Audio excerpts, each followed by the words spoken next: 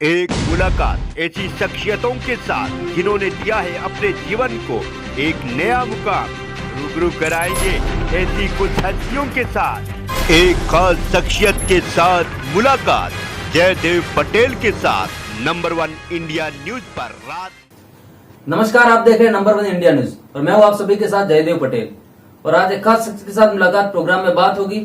जब जब सुधार तब तब हाहाकार, जीएसटी आर्थिक सुधार तब हाहाकार, कृषि सुधार तब हाहाकार, बैंकिंग सुधार तब हाहाकार, लैंगिक समानता का सुधार 18 से 21 तब हाहाकार और अब चुनाव सुधार तो फिर से हाहाकार।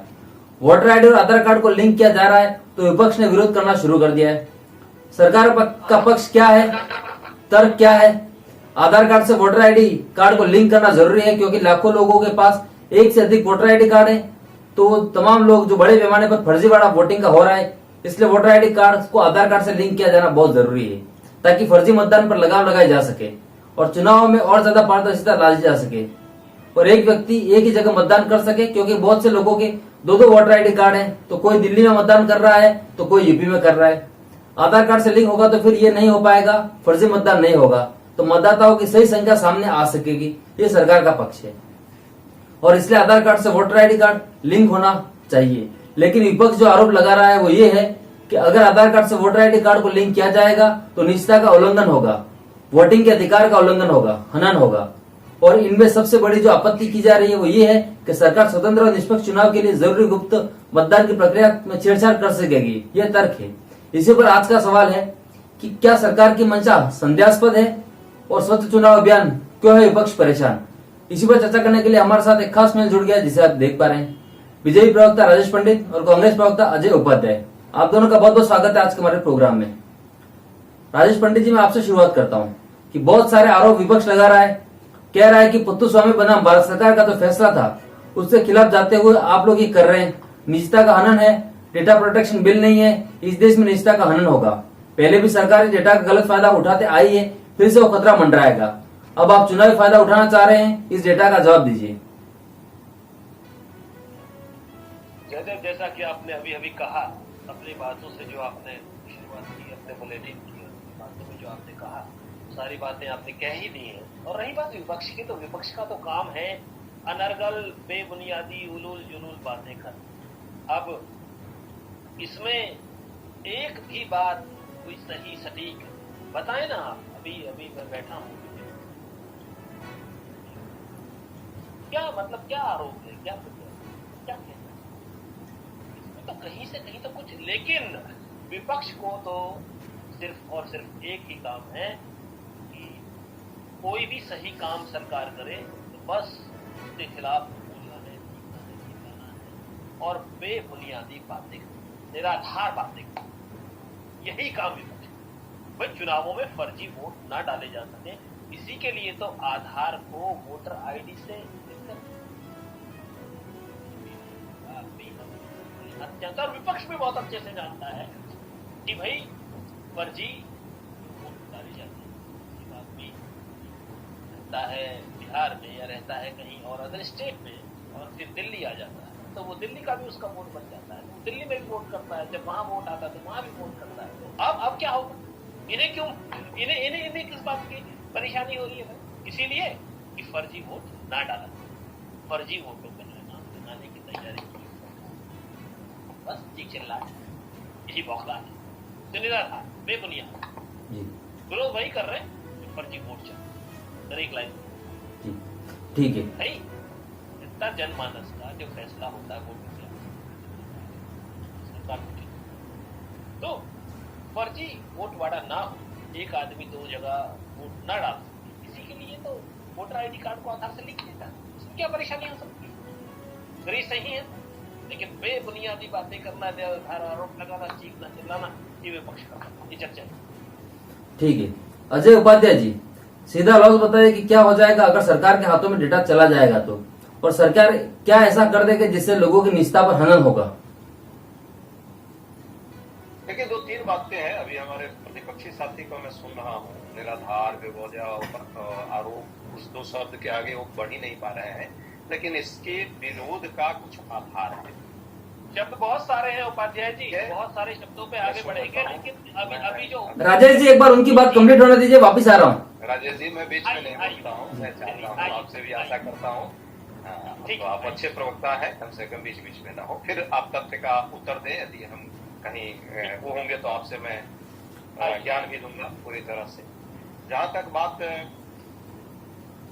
ये आधार को जोड़ने का है, एक बात जो सार्वजनिक पटल पर है वो लीगल मैटर भी है। लीगल मैटर है कि भारत का नागरिक होना और भारत का एक रेजिडेंट होना तो अलग चीजें हैं। कई विदेश के लोग भी कई देश के अंदर आकर के वो रेजिडेंट हो सकते हैं, ये तकनीकी बात है और भारतीय संविधान की एक नागरिकता कानून के तहत ये वर्णित है। मैं तो कांग्रेस पार्टी या विपक्ष यदि कोई विरोध कर रहा है तो तथ्यहीन नहीं है, तथ्य है इसके। विदेश के लोग भी आधार कार्ड यदि कहीं रेजिडेंट है और उसको दिया जा सकता है आधार कार्ड, लेकिन नागरिक जो होगा उसी को वोटर राइट होता है। तकनीकी पहला मुद्दा ये हो गया आपका सिटीजनशिप राइट किसको मिलना चाहिए? क्या रोहिंगा को मिल जाना चाहिए, बांग्लादेशी को मिल जाना चाहिए, पाकिस्तानी को मिल जाना चाहिए? किसी कारण से 2 साल से 1 साल से देश में कोई रह रहा हो और उसको आधार कार्ड प्रोवाइड किया जाता है बेसिक कम्युनिटीज के लिए, जो बाकी सुविधाएं उसको मिलती है। नॉन रेजिडेंट मैंने सिटीजन को भी, जो इंडियन रेजिडेंट है उनको भी आधार कार्ड उनके लिए आवश्यक। तो एक तो ये सैद्धांतिक मुद्दा है कि क्या जो हमारे नागरिक नहीं है उनको क्या वोटर राइट कभी दिया जा सकता है देश में? ये संभव नहीं है, ये असंभव चीज है और भारतीय नागरिकों के साथ यदि ऐसा होगा तो छलावा होगा। पहली बात, भाजपा चूंकि उन मुद्दों पर स्वयं विरोध करती रही है तो उसको इस बात का ख्याल रखना चाहिए। दूसरी बात, तेलंगाना के विधानसभा चुनाव के 1 दिन पहले, जिसमें ज्वाला गुप्ता भारत की राष्ट्रीय खिलाड़ी है, उनका भी वोटर जो है राइट खत्म कर दिया गया था। 33 लाख लोगों का वोटर राइट जो है राइट अचानक खत्म हुआ आधार से उसको। हालांकि सुप्रीम कोर्ट ने मना किया था, फिर भी सरकार ने आधार से उसको जोड़ने का काम किया और उसका नतीजा हुआ अचानक वो खत्म हुआ। उस पर हंगामा हुआ। जब तक वो सब चीजें नॉर्मल होती तब तक इलेक्शन के डेट जो है खत्म हो गए। तो ये चीजें जो है तथ्य है और ये उदाहरण है। मेरा और पार्टी का या विपक्ष का मानना है कि आप अच्छा कीजिए, सुधार तो सब चाहते हैं और पहले भी सुधारें हुई हैं। 40 अभी सुधार चुनाव सुधार के लिए 40 बिल पेंडिंग पिछले लगभग 2 साल से चुनाव आयोग ने भेज रखा है। और हम लोग भी कहते हैं जैसे वीवीपैट का है, ईवीएम का है, लेकिन अजय उपाध्याय जी डिस्ट्रीब्यूशन होता है, ठीक है, लेकिन का सुधार होना चाहिए। लेकिन जो सुधार आप कर रहे हैं उसको स्टैंडिंग कमेटी में डाल दीजिए, उस पर चर्चा हो जाएगी। दोनों पक्ष के लोग रहेंगे, राजेश जी के पक्ष के भी रहेंगे, हमारे पक्ष के भी लोग रहेंगे और बेहतरी के लिए मुझे नहीं लगता कि इस पर राजेश जी को भी कोई आपत्ति होनी चाहिए कि बेहतरी के लिए यदि कोई चीजें होती है जिसमें सबका हित है, क्योंकि चुनाव सुधार से जुड़ा हुआ है प्रश्न है, तो इसमें क्या आपत्ति हो सकती है? लेकिन अजय उपाध्याय जी, मेरा ये सवाल है, अजय उपाध्याय जी एक बार मेरी बात सुन लीजिए। मुझे एक बात आप ये बताइए कि ईवीएम में कौन व्यक्ति कौन सा बटन दबा रहा है, ये कैसे पता चलेगा? नहीं, ईवीएम का प्रश्न अभी वाला जो सुधार का प्रश्न है ना, ये जो चुनाव आयोग जो ईवीएम चुनाव सुधार बिल लाया गया, इसमें कुछ अच्छी चीजें भी है, उसका हम विरोध नहीं कर रहे हैं। बहुत सारे और भी तथ्य, जैसे मिलिट्री मैन के लिए और हमारे सिक्योरिटी फोर्सेस के जो है वाइफ और वो सब जो कंसेप्ट था, वो अच्छी चीजें हैं, उसका हमने सपोर्ट किया है। लेकिन ये रेजिडेंस जो आपका आधार से लिंक करने का मामला है उसमें तकनीकी ये मेन प्रॉब्लम है। ये आप भी इस तथ्य को समझे और इस तर्क को समझे तो मुझे नहीं लगता कि यहाँ बैठे हुए हम तीनों पैनलिस्ट ये चाहेंगे कि कोई विदेशी व्यक्ति या जो सिर्फ रेजिडेंट इंडिया में है, जिसको आधार कार्ड अनिवार्य है, आधार कार्ड के बेसिस पर उसको वोटर राइट दिया जाए। वोटर राइट सिर्फ नागरिकों को मिल सकता है, आधार कार्ड सबको मिलता है। हमारा ये जो है ये तथ्य है और यहाँ पे इस मुद्दा पर भी सुधार की बात कर रहा है विपक्ष कि इसको सुधार करके स्टैंडिंग कमेटी में भेजकर इसका डिस्कशन करा लेते, इसके क्या पक्ष होंगे, क्या विपक्ष होंगे, क्या इसका रास्ता होगा। देखिए पहले भी बिल कई पास होते हैं और उस पर चर्चा नहीं होने का नतीजा देखिए 1 साल में कैसे किसान कानून को उनको वापस लेना पड़ा, उस चक्कर में। ठीक है सर, ठीक है सर, चर्चा कहीं और जा रही है। राजेश पंडित जी, पहले तो आप अजय उपाध्याय जी के सवालों का जवाब दीजिए कि क्या सरकार जानबूझकर फिर से जानकारी इकट्ठी करके कुछ ब्लॉक्स या कुछ मोहल्लों का वोटिंग पैटर्न देखकर उनके नाम पर वोटर आई कार्ड से निकालने वाली कैसे आप गड़बड़ियां करेंगे, जिसका वजह से आप ये बिल पास करवा रहे हैं?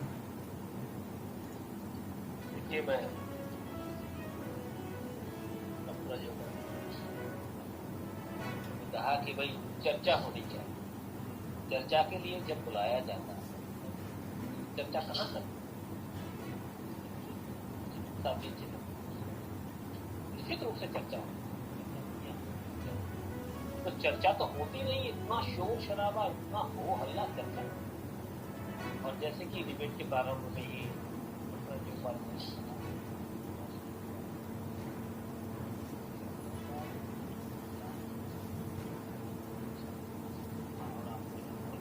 राजेश जी, आपकी वॉल्यूम शायद डाउन है, थोड़ी सी वॉल्यूम अप कर दीजिए। तो शब्दों को आप ये समझिए, अभी आवाज आपको आ रही है? जी जी, प्रॉपर आ रही है सर। जयदेव जी, आवाज जी मिल पा रही है? जी जी, आ रही, कंटिन्यू कीजिए। तो शब्दों को लेकर मैं सिर्फ यही कहूंगा कि शब्दों का चयन बहुत ही मर्यादित हो, क्योंकि हम डिबेट में बैठे हैं। पक्ष विपक्ष से मतलब नहीं है, पक्ष विपक्ष तो है ही, लेकिन साथ में शब्दों का चयन भी मर्यादित हो। और शब्द जब जिस शब्द की जहां जितनी आवश्यकता होगी उतना ही उसका प्रयोग। एक बात आपकी ओर से जो रखी गई, उसमें एक बात बड़ी अच्छी आपने कही कि भाई चर्चा हो। चर्चा के लिए लगातार बुलाया जा रहा है, चर्चा में आपकी ओर से आते हैं, शोर शराबा मचता है, कोई हल निकलता नहीं। और ये कहीं से कहीं तक भी आप देख लीजिए इस चीज को कि चुनाव प्रक्रिया में सुधार हो, और सुधार के लिए सरकार ने अपनी दृष्टि से एक उचित कदम उठाया। जी बताइए जी। अजय उपाध्याय जी, एक आधार कार्ड, एक आइडेंटिटी, एक एड्रेस, एक बायोमेट्रिक, एक पहचान, तो फिर फर्जीवाड़ा ही खत्म होगा ना। अगर वोटर आई कार्ड में फर्जीवाड़ा है तो खत्म होगा ना, क्योंकि हमने देखा है कि एक ही नाम पर लोग कितने अलग अलग जगह पर वोट डालते हैं। तो इस पर मेरा सवाल है कि आधार कार्ड से लिंक होने के लिए तो फिर वोटर आईडी ने तो आने वाली पीढ़ियों के लिए अच्छा हो जाएगा ना, अगर लिंक हो गया तो। अभी भी नहीं समझ पा रहा हूं मैं आपकी बात को।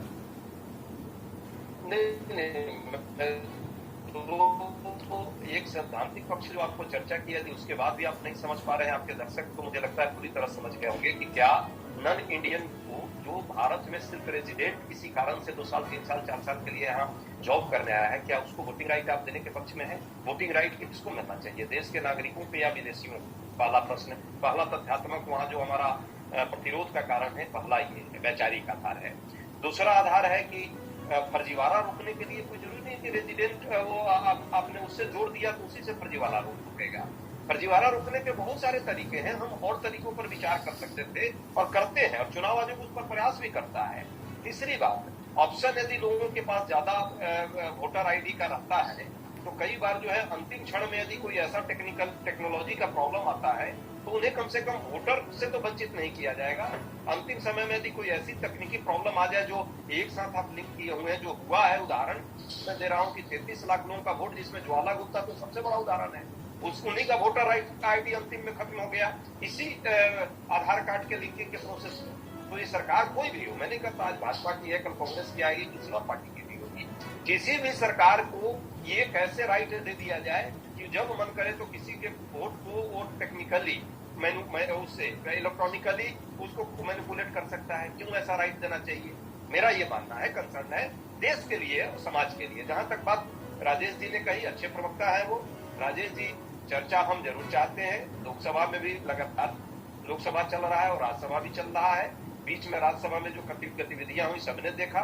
लोकसभा में प्रधानमंत्री जी 19 तारीख के बाद आज तक 17 दिन में 17 मिनट नहीं बैठे हैं। 29 नवंबर को बैठे थे, आज 21 तारीख है, आज 18 दिन है। 18 मिनट यदि प्रधानमंत्री बैठे होते तो ये जो डेडलॉक है नहीं होता, पहली बात। दूसरी बात, लोकसभा में कार्रवाइयां चली हैं और इस बिल पर भी हम चर्चा चाहते थे। इसके लिए हमने पहले नोटिस दिया था सरकार को, सरकार आनंद फानंद में इसको पास कराई। हमने ये कहा कि स्टैंडिंग कमेटी में कम से कम भेज दे। स्टैंडिंग कमेटी में एक्सपर्ट सबके रहते हैं, कांग्रेस के भी प्रतिनिधि रहेंगे, भाजपा के भी रहेंगे और कुछ एक्सपर्ट भी रहेंगे, और वो लोग इसको तय कर लेंगे जो देश के हित में होगा। हमारा कोई कंसर्न नहीं है और हम कोई आरोप प्रत्यारोप नहीं लगा रहे हैं कि आपका उद्देश्य विधानसभा चुनाव से पहले इसको करना है, आपके मेला फाइड उद्देश्य ऐसा हो सकता है। लेकिन जो संभावनाएं हैं, किसी भी सरकार के लिए संभावना उसको दे देती है कि चुनाव को मैनिपुलेट किया जा सकता है। चाहे वो कांग्रेस की राज्य कल को आएगी, कांग्रेस भी यदि उसको संभावना रहेगी तो शायद इससे अच्छा है कि क्यों ऐसी संभावना हम छोड़े। हम किसी के लिए नहीं छोड़ेंगे, हमारा यही उद्देश्य है। और चुनाव सुधार, ईमानदारी से सुधार हो, चुनाव मैनिपुलेशन का काम ना हो और रेजिडेंट को राइट नहीं होगा वोटर राइट का जब तक कि वो देश का नागरिक हो। ठीक है राजेश पंडित जी, एक तो अजय जी की बात का रेस्पॉन्स कीजिए। दूसरा मेरा सवाल है कि सरकार तानाशाही की तरफ अपना कदम बढ़ा रहा है, आप लोग मैनिपुलेट कीजिएगा वोटर्स को, वोटर लिस्ट को, ऐसा विपक्ष का कहना है। नहीं जयदेव, जो तानाशाही वाला आपने प्रश्न किया, ये आपका प्रश्न है या विपक्ष का प्रश्न है? पहले तो ये विपक्ष का प्रश्न सर ये। हाँ, तो कम से कम मीडिया तो जो लोकतंत्र का चौथा मजबूत स्तंभ है, वो तो अपनी बात मजबूती से रखेगा, और मजबूती से रखने के साथ ही कम से कम मीडिया से ये तो आशा नहीं की जाती कि भाई वो तानाशाह जैसी बात करे। रही बात विपक्ष की, तानाशाह कहना है, तानाशाही के बात आ जाएगी, फिर अजय जी कहेंगे कि भाई आरोप की बात मैं कर रहा हूँ, तानाशाही वाली बात आएगी। तो विपक्ष कतई भी किसी भी तरह से इस बात को मानने के लिए तैयार ही नहीं, मन बना चुका है, मानने को तैयार ही नहीं कि भाई चुनाव प्रक्रिया में सुधार होगा, वोटर कार्ड और आधार के लिंक हो, ये बात मानने को कतई भी तैयार नहीं है विपक्ष। ये बात आप भली भांति जानते हैं। इस पे हम जितना देर 1 घंटा 2 घंटा 4 घंटा शाम तक भी बैठ के डिबेट करते हैं, बहस करते हैं, तो कोई हल निकलने वाला नहीं है। सीधी सी बात है कि चुनाव प्रक्रिया में सुधार होगा, ये भली भांति जानते हैं, बहुत अच्छे से जानते हैं। इसके लिए वोटर कार्ड को आधार से लिंक और कोई भी इसका कार्य नहीं। सरकार चुनावों में सुधार की दृष्टि एक सराहनीय पहल सरकार, इसका स्वागत सबको करना जी। अजय जी, राजेश जी का कहना है कि सरकार एक सराहनीय कदम उठा रही है। क्लोजिंग कमेंट आपका। देखिए, सरकार यदि सराहनीय जो कदम उठाती है उसका हम भी सराहना करते हैं, लेकिन सरकार की गतिविधियां तो सबने देखी है। बिल पास कैसे करा रही है सरकार, हंगामा, एक तरफ साजिश करके हंगामा कराती है, सांसदों को जो है निलंबित कर देती है, दूसरी तरफ 10 मिनट में 26 बिल पास कराती है। अभी भी वही हुआ। ये चुनाव सुधार आयोग की यदि और मंशा सही थी, इस पर डिस्कशन हो सकता था, लोकसभा चल रहा था, प्रधानमंत्री जी 18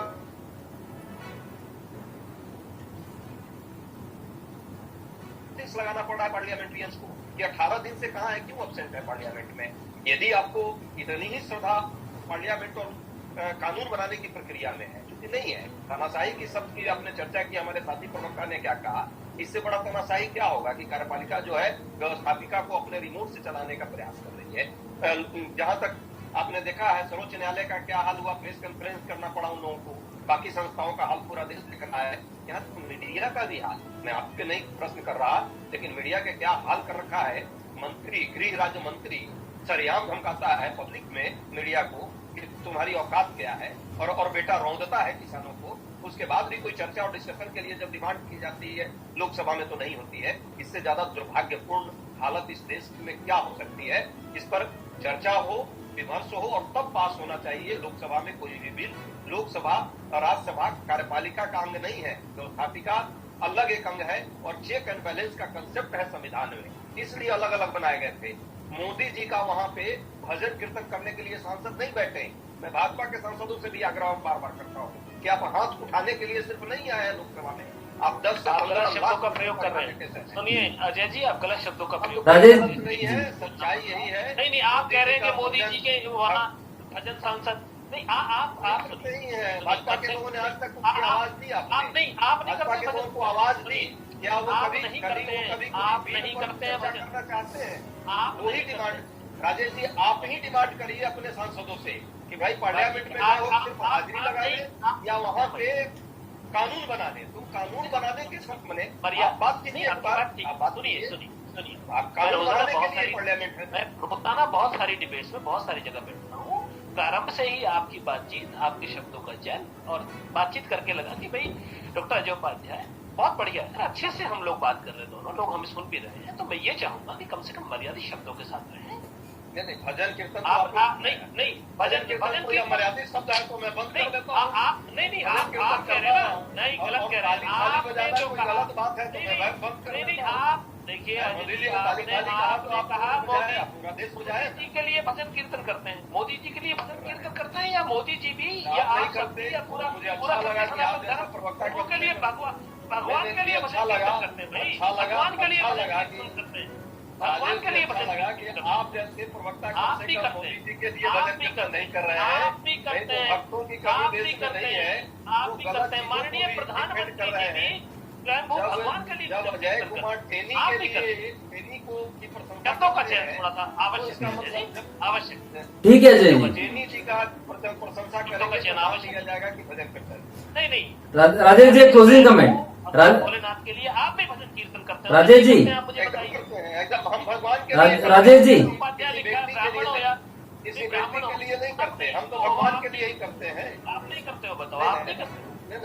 ये सब लोग करते ईश्वर हैं, के लेकिन किसी भजन व्यक्ति कीर्तन के सिर्फ लिए ईश्वर के लिए किया जाता है, ईश्वर के लिए। राजेश जी अजय जी की बात है, क्लोजिंग कमेंट चाहूंगा मैं आपसे। करते हैं। नहीं, नहीं, अच्छा लगा। परमात्मा के लिए किया जाता है यार। राजेश जी, नहीं तो बहुत- समय का अभाव है। बहुत सारे लोग मेरी बात के लिए सुनिए, मैं आपको आजकल फिर कर से रहे बता हैं दूं, भजन कीर्तन। फिर से बता दूं कि भजन कीर्तन ईश्वर मत के लिए कीजिए, किया ये जाता है। आपको सद्बुद्धि दे, आप जैसे लोग अच्छे हैं, कुछ इसी तरह भाजपा के आप भी लोग, करते हैं। भगवान जो है सद्बुद्धि आप दे। भी करते हैं। अजय जी एक सेकंड रुकिए। भी सद्बुद्धि को अजय जी एक सेकंड रुकिए। राजेश जी एक सेकंड रुकिए। बंद कर दें। राजेश जी, इसके हित में यही होगा।